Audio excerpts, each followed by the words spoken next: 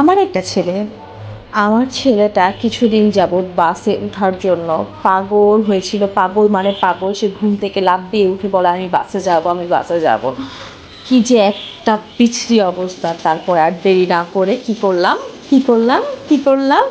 আমি আমার চিল্লার বাহিনীকে নিয়ে চলে গেলাম মিরপুরে।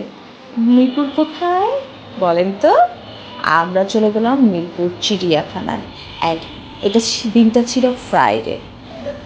বিলিভ ইট অর নট, এত বেশি মানুষ ছিল, মানে আমি কল্পনাও করি নাই চিড়িয়াখানায় এত মানুষ থাকতে পারে। এত মানুষ, আসলে আমাদের দেশে বিনোদনের তেমন কোনো জায়গা নাই, মানে মধ্যবিত্ত ফ্যামিলিদের জন্য।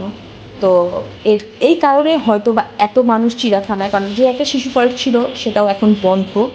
তো চিড়িয়াখানায় হিউজ পরিমাণের রাশ। তাও আমরা গেলাম বাস ঠেলে ঠুলে, যে আমরা এই যে বাঘ মামা, সিংহ মামা সবাইকে দেখলাম, সবার সাথে হাই হ্যালো করলাম। হাই হ্যালো করলে পাখিদের সাথে একটু হাই হ্যালো তো করতে হয় না? পাখিদের সাথে একটু হাই হ্যালো করে করলাম। সবার সাথে আমরা মোটামুটি হাই হ্যালো করে ফেলেছি। করে ফেলার পর এখন আমাদের তো অনেক ক্ষুধা লাগছে। চিন্তা নাই, আমরা তো বাসা থেকে রান্না করে নিয়ে আসছি। সেই ভিডিওটা আপনারা দেখেছেন। শুরুতেই ছিল আমার রান্নার ভিডিও, লোভনীয় ভিডিও। ওকে, যাই হোক, এখন আসি কথায়। আমরা ঘুরে টুরে কিছু জিনিস দেখে আমরা সেই করে চলে গেলাম কোথায় বলুন তো?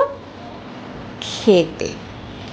সবচেয়ে ইম্পর্ট্যান্ট পার্ট এটা, খাওয়া। বিকজ না খেলে আমরা এনার্জি পাবো না।